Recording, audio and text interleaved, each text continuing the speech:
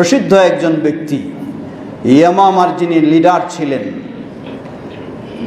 সুমামা বিন উসাল, ওই এলাকার তিনি প্রভাবশালী লিডার। ইসলামের বিষয়ে অনেক বিপত্তিকর আপত্তিকর তিনি কথা বলেছেন। মুহাম্মদ সাল্লাল্লাহু আলাইহি ওয়াসাল্লাম তার কাছে খুবই ঘৃণিত ব্যক্তি। ইসলামের বিরুদ্ধে বহু বিরোধিতা তিনি করেছেন। নবী সাল্লাল্লাহু আলাইহি ওয়াসাল্লাম ওই অঞ্চলে নাজদের দিকে একটি বাহিনী অভিযান প্রেরণ করলেন। এই অভিযান প্রেরণ করলে সেই বাহিনী তারা এই লিডারকে পেয়ে গেলেন, সুমামা বিন উসাল। হাদিস সহিহ মুসলিমের, সহিহ বুখারীতেও এসেছে।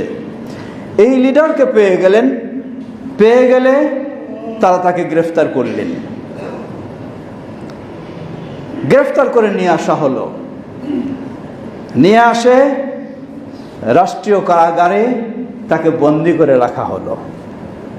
কেন্দ্রীয় কারাগার কোনটা?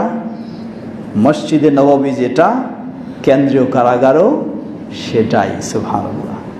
সেখানে বন্দী করে রাখা হলো। মসজিদে নববীর খুঁটিতে তাকে বেঁধে রাখা হলো। একজন সম্ভ্রান্তশালী লিডার, তাকে বেঁধে রাখা হলো। কয়েদি বন্দীকে যেভাবে বেঁধে রাখা হয়, বেঁধে রাখা হলে পরের দিন নবী সাল্লাল্লাহু আলাইহি ওয়াসাল্লাম তার কাছে এসে জিজ্ঞাসা করলেন, সুমামা, তোমার কি অবস্থা? তিনি বললেন, আমার অবস্থা যা দেখছেন তাই। আপনার কাছে 3টি প্রস্তাব, যা ইচ্ছা আপনি করতে পারেন। কি প্রস্তাব? আপনি যদি চান আমাকে হত্যা করবেন, তাহলে একজন বীর মুজাহিদকে, বীর পুরুষকে আপনি হত্যা করেছেন, কোনো কাপুরুষকে নয়। দ্বিতীয় প্রস্তাব, মানে বাধা দিলেন না, করতে চাইলে করতে পারেন, তবে আমি একজন বীর পুরুষ, আমি কাপুরুষ নই। দ্বিতীয় প্রস্তাব, আপনি যদি চান আমার প্রতি সদয় হয়ে আমাকে ছেড়ে দেবেন, তাহলে আমি সারা জীবন আপনার প্রতি কৃতজ্ঞ থাকব। তৃতীয় প্রস্তাব, আপনি যদি চান আমাকে ছেড়ে দেওয়ার বিনিময় গ্রহণ করবেন, কত সম্পদ আপনি চান আমাকে শুধু বলুন, তাই আপনাকে দেওয়া হবে। নবী সাল্লাল্লাহু আলাইহি ওয়াসাল্লাম 3টি প্রস্তাব তার কাছে শুনলেন, কিচ্ছু বললেন না, চলে গেলেন।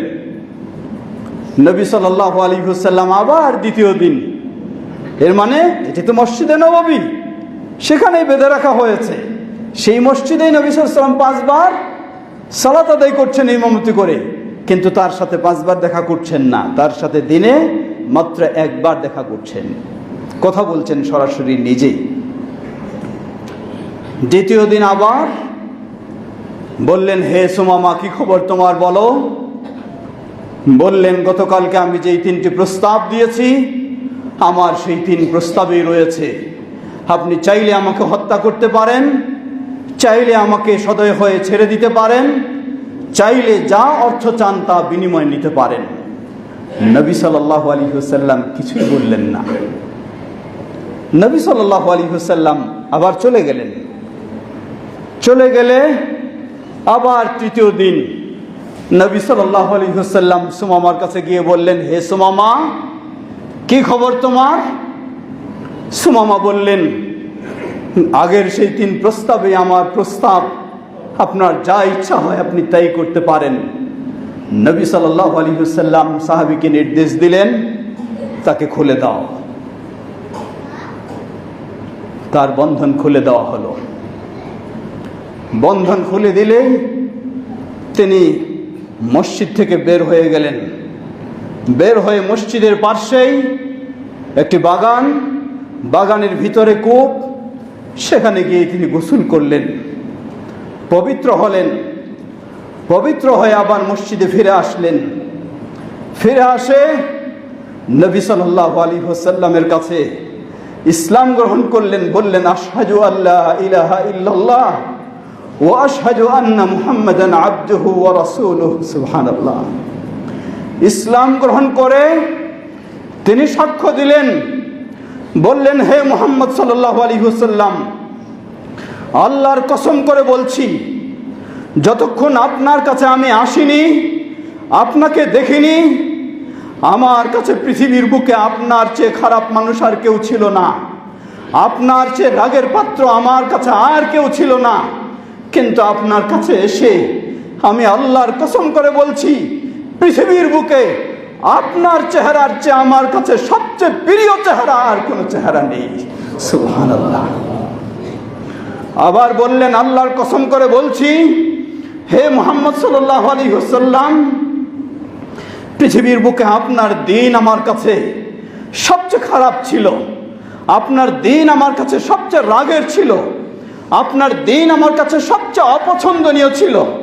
কিন্তু এখানে বাস্তবে এসে আমি যা দেখলাম, যা শুনলাম, আল্লাহর কসম করে বলছি, পৃথিবীর বুকে ইসলামের চেয়ে আমার কাছে আর কোনো প্রিয় পছন্দনীয় দিন নেই। সুবহানাল্লাহ।